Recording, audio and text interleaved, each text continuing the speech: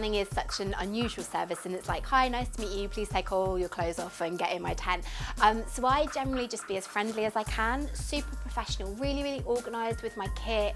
I have everything ready to go. I always make a little area where they can get ready with their paper pants, their paper hat, a little hair bubble, any wipes to take any makeup or deodorant off, and just generally like try and make it as nice experience as possible for them. I try and have some music on when I'm tanning, so I arrive, set up, pop the music on, because it's just a nice background noise, because the last thing you want when you're kind of naked with your tanner is awkward silences. Just busy yourself with your kit while your client's getting ready into whatever they're going to wear for their tan. Even if it's all set up, just keep kind of tweaking a few things, because it just means they don't feel like self-conscious, and then make sure everything's ready to go as soon as they get in the tent, so you can do all the prep and then get tanning, so there's no like awkward gaps or anything like that.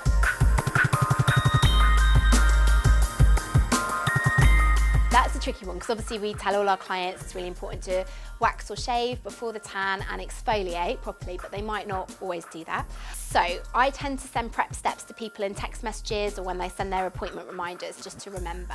If there's any areas that you think, oh, that really could have done with a good old rub of exfoliator, just put a really fine layer of barrier cream on, because then when you spray over it, it will just glide over it and sit nicely rather than grab in and go in too tanned.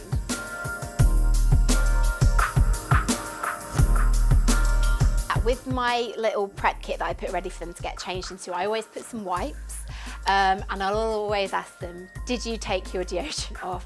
And they go, oh yeah, so just give under another little wipe. I always get them to wipe around, and generally that gets rid of it. I think sometimes as well with deodorant and stuff, you don't realise quite how far you spray it, so it's on the back. So just do that, give them another wipe over, and then if there was any little bits, it might go a tiny bit green, but the way that you spray it, you can just reassure them. If you've asked them to like wipe again, like all those areas, anything that does go that, by the time they wash their guide colour off, that colour will just be tan underneath. It's only a reaction on the top of the skin, so it will be fine.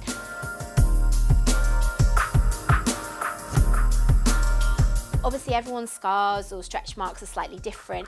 I'd always just have a little subtle check of texture and stuff. If anything's a little bit drier, the barrier cream works a treat. Just tap a little bit over and spray over it.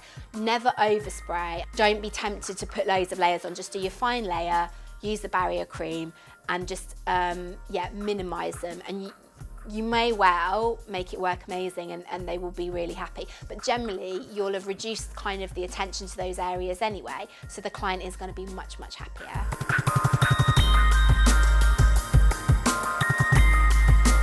Okay, so I tan people of all shapes and sizes, ages, shapes, everything like that. The best thing to do is like kind of focus on a few key areas. So as you're going, everyone that's trained with Sienna or uses Sienna professional products knows that we have our routine. And so we do all the back first, which potentially could be where one area comes up, which is sometimes the bottom. So with that, all you can get to do, because some people don't like, you know, if you've got a slightly curvier bottom, you don't want those little white triangles underneath each bottom cheek. So all you can get to do is get your client to bend over slightly, not all the way, just a slight bend and a slight bend of the knees. It kind of just gives you that area, so you can do like a little swish under each bum cheek, so that works on there.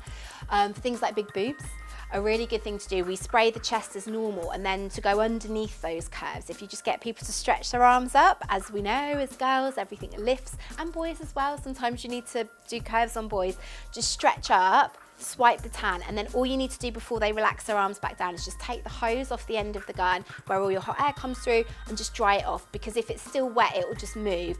Quick dry, literally 2 seconds, pop them back down. That's really good, and that's anywhere the way you need to lift up. I've got one client that under our arms we need more attention, we just lift, tan, dry it off, put it back where it was. So, and then every inch of curve can be tan, so it's great.